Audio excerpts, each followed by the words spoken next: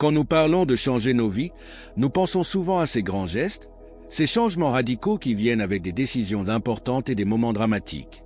Mais j'ai appris quelque chose au fil des années, en travaillant avec des gens et en observant ceux qui réussissent et ceux qui peinent. Ce ne sont pas les grandes choses qui font la plus grande différence. Non, ce sont les petites choses, les petites habitudes, les petits choix que nous faisons chaque jour. Si nous voulons changer nos vies de manière significative, nous devons commencer par les petites choses. Parce que les petites habitudes, celles que nous négligeons souvent ou que nous considérons comme insignifiantes, s'accumulent avec le temps. Et laissez-moi vous dire, les résultats d'un effort constant sont extraordinaires. Vous ne reconnaîtrez même plus votre vie après avoir pratiqué ces petites habitudes assez longtemps. Un jour, vous regarderez autour de vous et vous vivrez la vie dont vous avez toujours rêvé, et tout cela grâce aux petites choses. Maintenant, je veux que vous réfléchissiez à ceci. Et si vous pouviez changer votre vie simplement en changeant 10 petites habitudes, cela ne semble pas trop écrasant, n'est-ce pas? 10 petites choses, 10 choses que vous pouvez commencer aujourd'hui et qui pourraient transformer votre avenir. C'est la beauté des habitudes, elles ne nécessitent pas un changement monumental dans votre emploi du temps ou un coup de chance soudain. Vous pouvez les commencer maintenant, où que vous soyez, avec ce que vous avez. Alors, quelles sont ces petites habitudes? Quelles sont ces choses qui, si vous les intégrez à votre routine quotidienne, changeront votre vie pour toujours? Nous allons les passer en revue, alors assurez-vous de les noter. Première habitude, lire. Vous pensez peut-être, Jim, je n'ai pas le temps de lire un livre tous les jours. Mais écoutez bien, la lecture est l'une des habitudes les plus puissantes que vous puissiez développer. Et je ne parle pas de n'importe quelle lecture, je parle de lire avec un objectif. Lire quelque chose qui étire votre esprit, qui élargit votre pensée, qui vous expose à de nouvelles idées et possibilités. Ce que vous nourrissez votre esprit est tout aussi important que ce que vous nourrissez votre corps. La lecture n'est pas juste un passe-temps, c'est une porte d'entrée vers de nouvelles idées, de nouvelles façons de penser, de nouvelles opportunités. Quand vous faites de la lecture une habitude quotidienne, vous nourrissez votre esprit de connaissance, de sagesse et de perspective. La plupart des gens ont soif de succès, soif de croissance, mais ils ne nourrissent pas leur esprit des nutriments dont le succès a besoin. Le succès exige un esprit vif, un esprit qui apprend constamment, qui grandit constamment, qui s'étire constamment. Et le moyen le plus simple de nourrir votre esprit, c'est la lecture. Pensez Y comme ceci. Chaque fois que vous prenez un livre, vous tenez entre vos mains le travail de toute une vie, les pensées, les expériences et la sagesse de quelqu'un. Quel concept puissant! Au lieu de passer des années à apprendre quelque chose par vous-même, vous pouvez absorber une vie de leçons en quelques heures seulement. Je ne dis pas que vous devez lire pendant des heures chaque jour. Même 10 ou 15 minutes de lecture intentionnelle chaque jour s'additionnent avec le temps. Cette connaissance se compose, tout comme les intérêts sur un compte d'épargne. Et cette connaissance composée, c'est ce qui change votre vie. Cela change votre façon de voir le monde, de résoudre les problèmes et d'aborder les défis. Mais voici la clé, vous devez être sélectif dans ce que vous lisez. Tous les livres ne méritent pas votre temps. Ne gaspillez pas vos précieux moments avec des ragots ou des futilités. Choisissez plutôt des livres qui vous challengent, qui élargissent votre esprit, qui vous font réfléchir.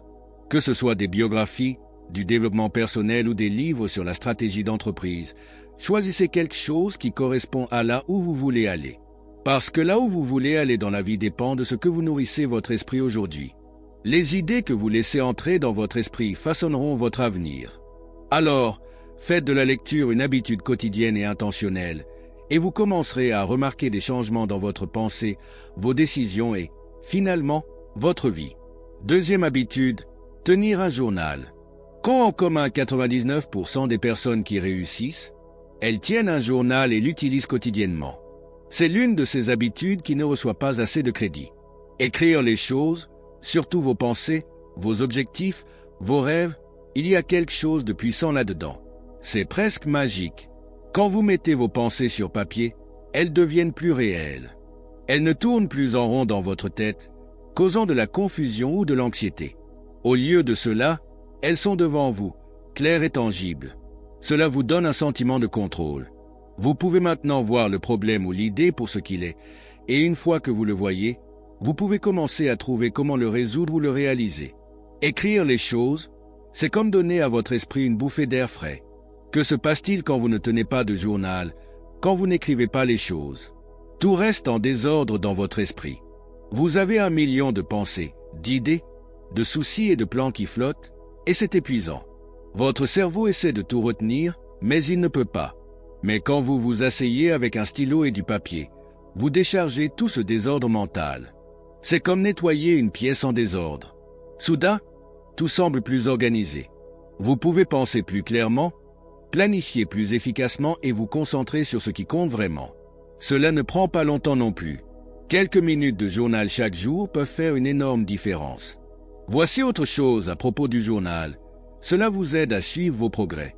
La vie devient occupée et il est facile d'oublier jusqu'où vous êtes arrivé ou ce que vous avez accompli. Mais quand vous prenez l'habitude d'écrire régulièrement vos pensées et vos objectifs, vous créez un enregistrement de votre parcours. Et laissez-moi vous dire, il n'y a rien de plus motivant que de relire vos anciennes entrées et de réaliser à quel point vous avez grandi, combien de défis vous avez surmontés ou combien de vos rêves vous avez déjà réalisés. Alors, commencez petit. Réservez 5 ou 10 minutes chaque jour pour écrire. Cela n'a pas besoin d'être parfait ou profond. Laissez simplement vos pensées couler et vous commencerez à voir la différence dans votre clarté, votre concentration et votre croissance personnelle. Troisième habitude, fixez des objectifs. C'est là que le caoutchouc rencontre la route. Je dis toujours que si vous ne fixez pas d'objectif, vous êtes comme un navire sans voile. Vous bougez peut-être, mais vous dérivez. Vous allez là où le vent vous mène, et ce n'est pas une façon de vivre. Les objectifs vous donnent une direction. Ils vous donnent quelque chose à viser, quelque chose pour lequel vous efforcez. Et quand vous avez une cible claire en tête, vous arrêtez de perdre du temps sur des choses qui n'ont pas d'importance. Au lieu de cela, chaque action, chaque décision, chaque choix que vous faites vous rapproche de là où vous voulez aller. C'est le pouvoir de la fixation d'objectifs. La plupart des gens pensent que fixer des objectifs est quelque chose qu'on fait une fois par an, peut-être le soir du Nouvel An. Mais laissez-moi vous dire, fixer des objectifs est quelque chose que vous devriez faire chaque jour. Quand vous vous réveillez le matin, demandez-vous, qu'est-ce que je veux accomplir aujourd'hui? Quelle est cette chose, juste une, qui, si je l'accomplis aujourd'hui, fera une différence dans ma vie? Écrivez-la. C'est votre cible. Maintenant, votre esprit sait sur quoi se concentrer.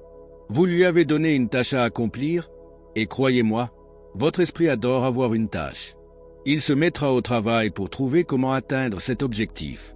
Mais voici la chose, vos objectifs doivent être spécifiques. Des objectifs vagues mènent à des résultats vagues. Vous ne pouvez pas simplement dire « je veux réussir » ou « je veux être en forme ». Qu'est-ce que la réussite signifie pour vous? Qu'est-ce que la forme physique signifie pour vous? Plus vous êtes spécifique, plus vos actions seront ciblées. Décomposez vos grands objectifs en petites étapes actionnables, puis abordez-les une par une. Quand vous faites de cela une habitude quotidienne, en fixant de petits objectifs clairs chaque jour, vous serez étonné de voir les progrès que vous faites avec le temps. Et avant que vous ne le sachiez, ces petites victoires quotidiennes s'additionneront pour devenir des réalisations massives. Assurez-vous d'écrire vos objectifs. Ensuite, nourrir votre esprit fait des merveilles, mais voici ce que nous ne devons pas oublier. Vous devez aussi nourrir votre corps et bien le nourrir. Quatrième habitude, faire de l'exercice. L'exercice est l'une de ces habitudes que les gens adorent ou évitent. Mais laissez-moi vous dire, c'est l'une des habitudes les plus importantes que vous puissiez développer. Et ce n'est pas seulement une question de forme physique. Bien sûr, l'exercice maintient votre corps en bonne santé, mais plus que cela, il aiguise votre esprit. Il booste votre énergie, votre concentration, votre humeur. Quand vous bougez votre corps, vous vous dites « Je suis vivant, je suis capable, je suis fort ».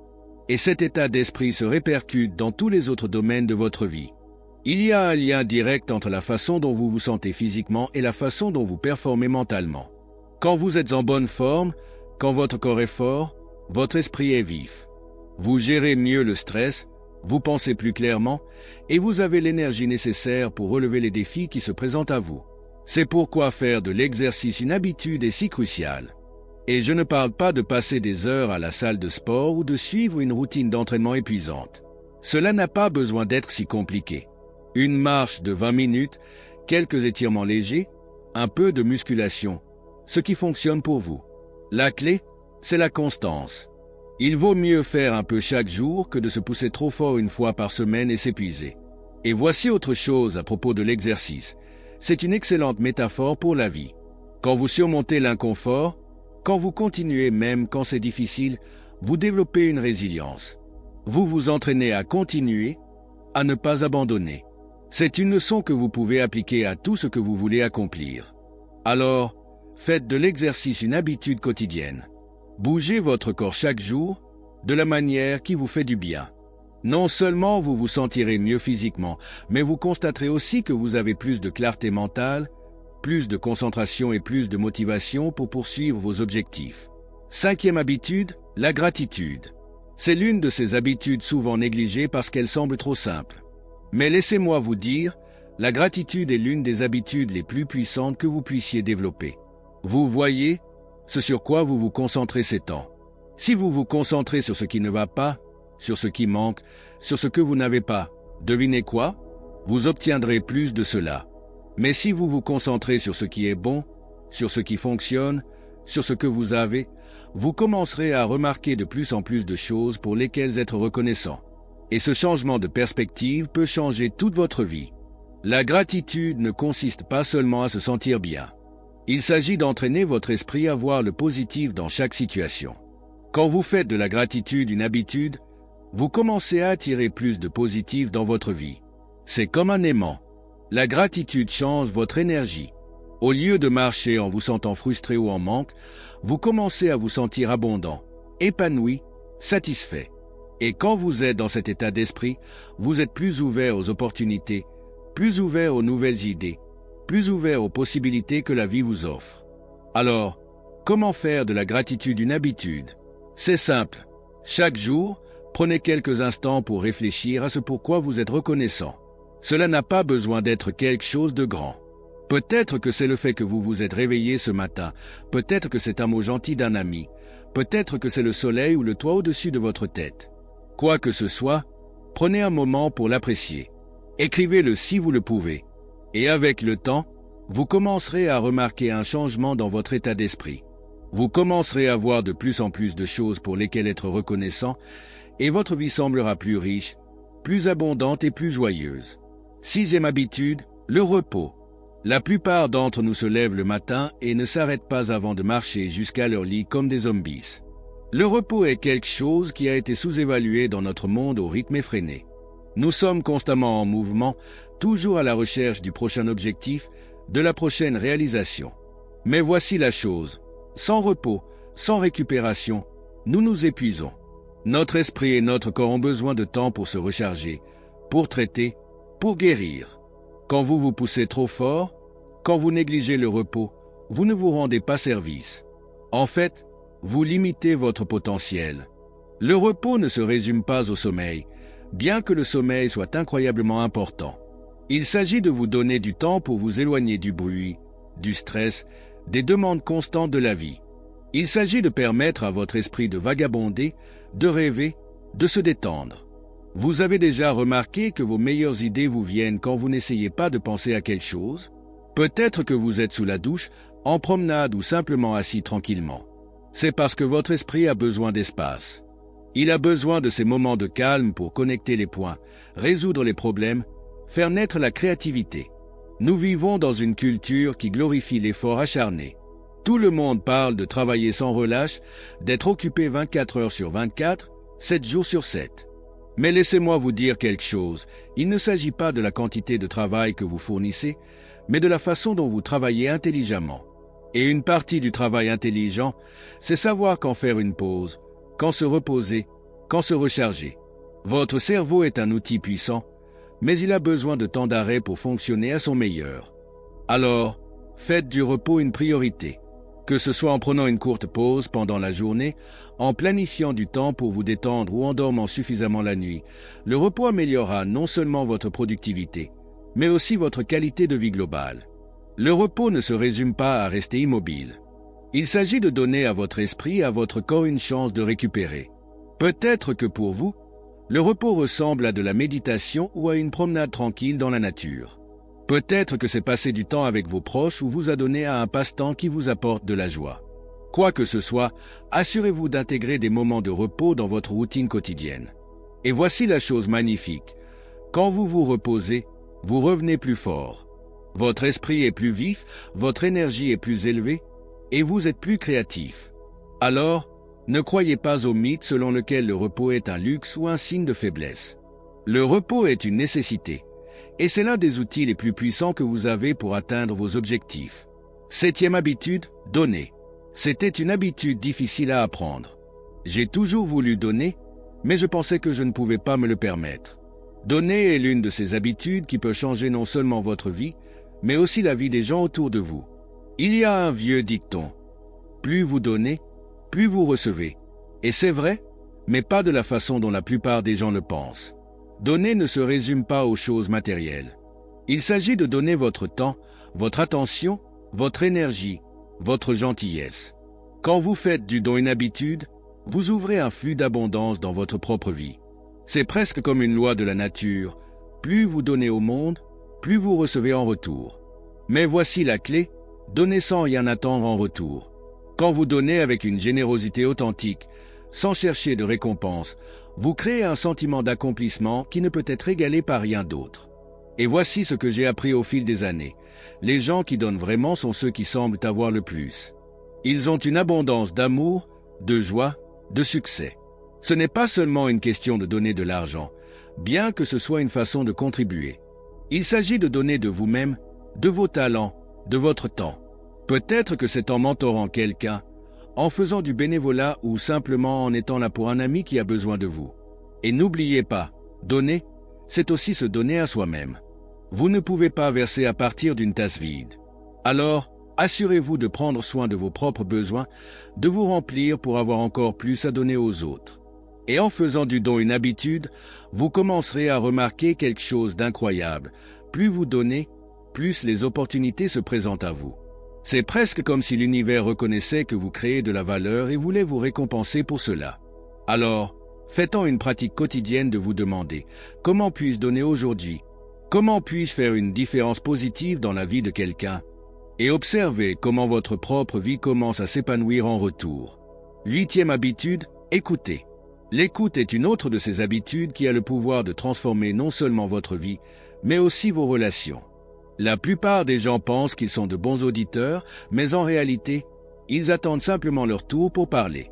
Écouter vraiment est une compétence, et c'est une habitude qui peut changer vos interactions avec tout le monde autour de vous. Quand vous écoutez, vous montrez du respect. Vous montrez que vous valorisez les pensées, les opinions et les sentiments de l'autre personne. Et ce genre de respect construit la confiance, renforce les relations et ouvre des portes. Mais voici la chose, écouter, ce n'est pas seulement entendre les mots que quelqu'un dit.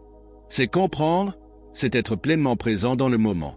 Quand quelqu'un vous parle, ne vous contentez pas de hocher la tête et de penser à ce que vous allez dire ensuite. Arrêtez-vous, écoutez vraiment. Faites attention à son langage corporel, à son ton de voix, aux émotions derrière ses mots. Et quand vous le faites, vous constaterez que les gens s'ouvrent davantage à vous, qu'ils vous font plus confiance, qu'ils valorisent davantage votre opinion. C'est parce que vous leur avez offert le cadeau de votre attention totale. Et dans le monde distrait d'aujourd'hui, c'est un cadeau rare et précieux. Maintenant, voici la partie magnifique de l'écoute. Ce n'est pas seulement pour l'autre personne. Quand vous faites de l'écoute une habitude, vous devenez plus sage. Vous apprenez plus, vous comprenez les gens et les situations à un niveau plus profond. Et cette compréhension, c'est puissant. Cela vous aide à prendre de meilleures décisions, à résoudre les problèmes plus efficacement et à vous connecter avec les gens de manière significative. Alors, commencez à pratiquer l'habitude d'écouter aujourd'hui. Cela ne demande pas beaucoup, juste un peu plus de concentration, un peu plus d'intention. Et les bénéfices que vous en tirerez, tant sur le plan personnel que professionnel, seront immenses. 9e habitude, la patience. La patience est l'une de ces choses dont nous savons tous avoir besoin, mais que nous pratiquons rarement. Nous vivons dans un monde de gratification instantanée. Nous voulons tout maintenant, succès, résultats, reconnaissance. Mais voici la vérité, tout ce qui en vaut la peine prend du temps. Cela demande des efforts, cela demande de la patience. Et si vous pouvez cultiver l'habitude de la patience, vous constaterez que la vie devient beaucoup moins stressante et beaucoup plus agréable. La plupart des gens abandonnent trop tôt. Ils abandonnent avant de voir les fruits de leur travail. Mais les gens qui réussissent sont ceux qui sont prêts à attendre. Ce sont ceux qui comprennent que les meilleures choses dans la vie ne se produisent pas du jour au lendemain. La patience ne signifie pas rester assis à ne rien faire. Cela signifie agir de manière constante, jour après jour, tout en ayant confiance que les résultats viendront avec le temps. C'est croire au processus, même quand vous ne voyez pas de progrès immédiat. Pensez à une graine.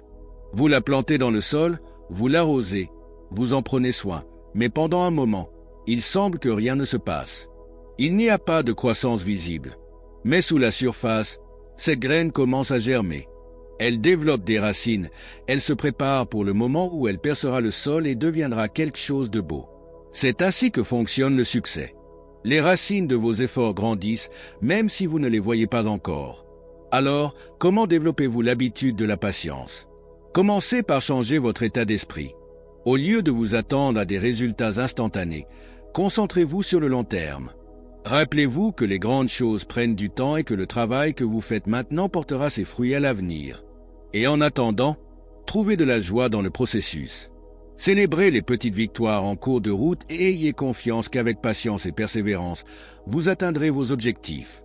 La patience, mes amis, est une superpuissance. Quand vous la maîtrisez, vous maîtrisez l'art de rester calme, concentré et engagé, peu importe la durée du voyage. 10e habitude, passez du temps avec les bonnes personnes. C'est l'une des habitudes les plus importantes que vous puissiez cultiver. Vous m'avez déjà entendu dire cela. Vous êtes la moyenne des 5 personnes avec qui vous passez le plus de temps. Votre environnement vous façonne.